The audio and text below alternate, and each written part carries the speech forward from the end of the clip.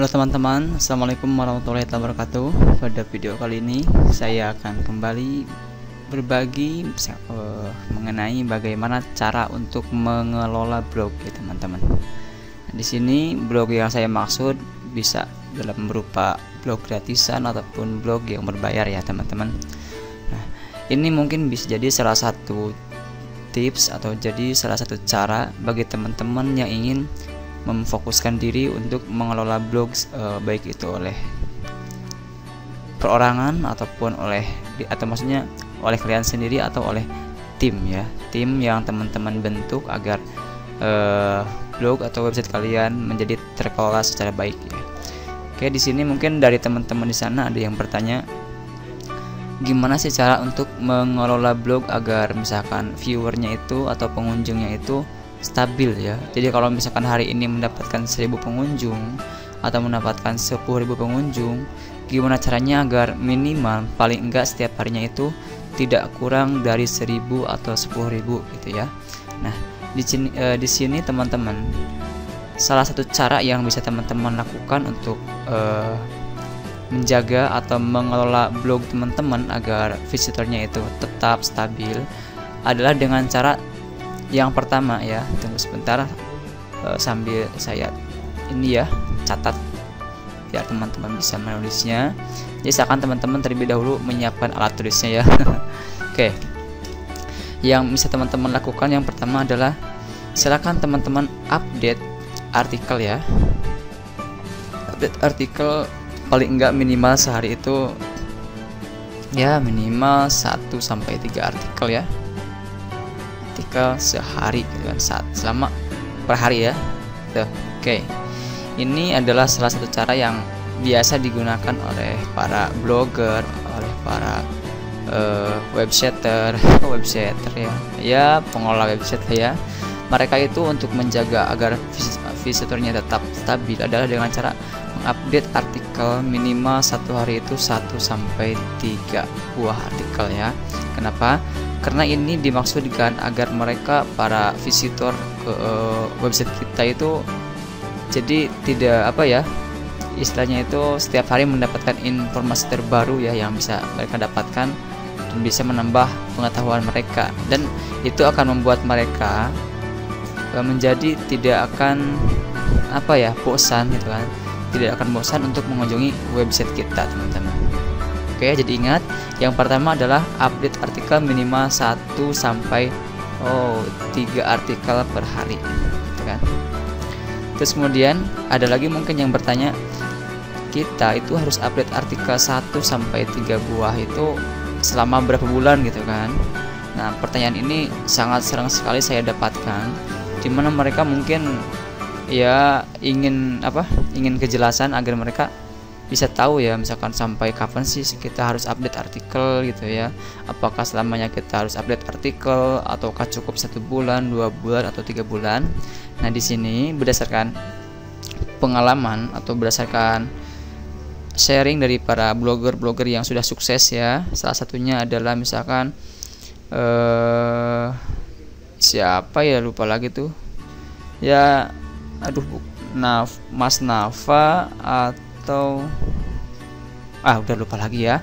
Pokoknya dari para blogger yang sukses, mereka mengatakan bahwa kita itu update artikel 1 sampai 3 buah artikel itu paling enggak selama 3 bulan teman-teman ya.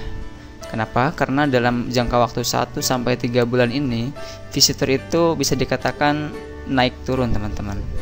Jikalau sudah melewati batas 3 bulan, biasanya visitor akan stabil ya. Namun bukan berarti setelah lewat 3 bulan teman-teman harus berhenti mengupdate artikel teman-teman ya. Kenapa? Karena bisa jadi mereka semua yang sudah stabil mengunjungi situs teman-teman atau sering mendatangi situs teman-teman, lama-lama akan menjadi bosan juga gitu ya, atau istilahnya akan menurun secara sedikit demi sedikit ya, dari hari ke harinya gitu ya. Jadi saran saya, meskipun sudah melewati 3 bulan teman-teman, silakan teman-teman itu update minimal ya paling enggak 1 hari 1 artikel ya, yang tentunya artikel tersebut harus berkualitas ya, mulai dari segi SEO nya, mulai dari segi informasi yang diberikan, jangan hanya asal-asal membuat artikel ya, karena Google mengatakan bahwa dia itu sangat menghargai web blogger atau website yang mempunyai informasi yang bagus, yang bermanfaat untuk mereka para visitor. Oke, jadi poin yang kedua adalah update artikel. Update artikel paling enggak ya, artikel paling tidak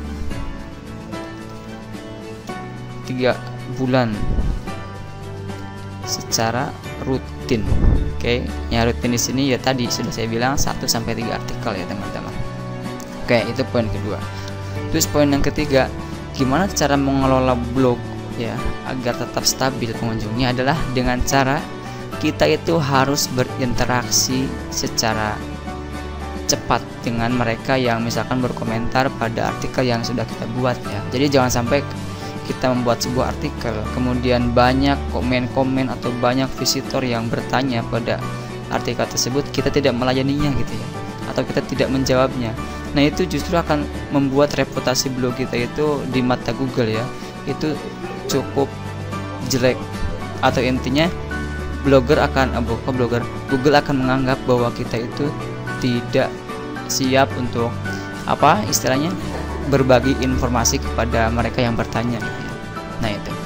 Nah, makanya di sini sebenarnya kalau misalkan teman-teman bisa aktif menjawab komentar yang ada pada artikel, itu secara tidak langsung kita sudah mengupdate artikel kita, dan itu akan sangat dihargai oleh Google ya, dan akan membuat website atau artikel kita ini mendapati posisi pertama di search engine Google.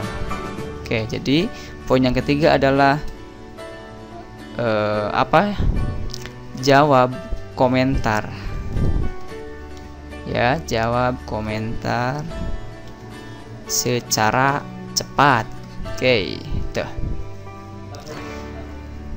Terus apalagi sih selain ketiga poin ini gitu ya.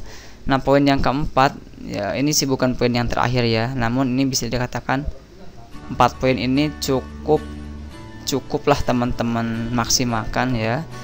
Dengan 4 poin ini akan teman-teman maksimalkan, karena dengan itu semua teman-teman bisa menjaga stabilitas atau menjaga stabilnya visitor yang mengunjungi website teman-teman ya. Nah, apa sih poin yang keempat? Poin yang keempat ini adalah jangan lupa teman-teman untuk sering melakukan share artikel teman-teman ya. Lakukan share artikel teman-teman ke media sosial misalkan ya. Namun di sini bukan berarti teman-teman men-share secara banyak gitu ya, atau bisa dikatakan spam ya. Karena jika kita terlalu sering men-share, apalagi misalkan satu kali share nyampe 20 artikel ke dalam satu grup misalkan, itu lama-kelamaan Google akan menganggap itu sebagai spam, dan itu cukup buruk dan cukup sangat tidak rekomen dari saya ya untuk teman-teman. Jadi silakan teman-teman untuk poin keempat ini, silakan teman-teman share artikel teman-teman sewajarnya saja ke berbagai media sosial ya. Namun di sini kalian jangan asal share saja, lihat teman-teman nice dari grup tersebut apakah sesuai tidak dengan artikel yang akan kita share ya.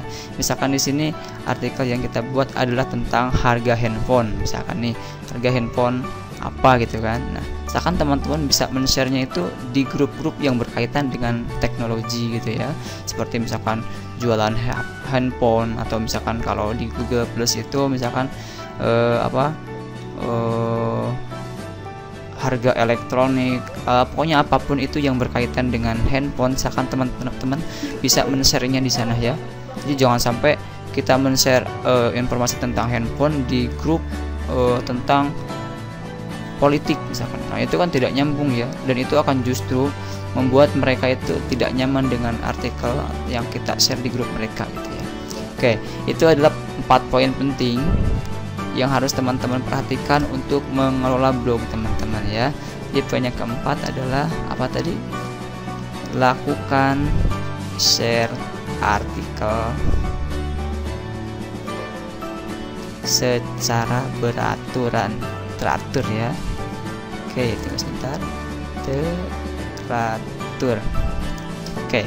Nah, ini adalah 4 poin penting yang harus teman-teman perhatikan untuk mengelola blog atau website teman-teman ya. Oke, baiklah teman-teman, mungkin sampai sini dulu tutorial saya kali ini mengenai bagaimana cara mengelola web atau blog. Semoga ini bermanfaat untuk teman-teman semuanya ya. Misalkan teman-teman bisa like atau misalkan bisa share juga video tutorial ini atau tips dan trik di video ini kepada teman-teman kalian di luar sana ya. Dan kalau misalkan teman-teman ada hal yang tidak dimengerti, misalkan apakah mengenai poin yang pertama atau poin yang kedua, silakan teman-teman bisa bertanya pada kolom komentar yang sudah tersedia ya, dan nanti saya akan coba menjawabnya secara langsung di kolom tersebut. Oke. Dan yang terakhir adalah silakan teman-teman bisa subscribe channel YouTube saya agar teman-teman bisa mendapatkan banyak update video yang tentunya saya harap bisa membantu teman-teman. Oke, sampai sini tutorial saya kali ini teman-teman. Salam sukses. Saudara saya Imran di Imran's Tutorial.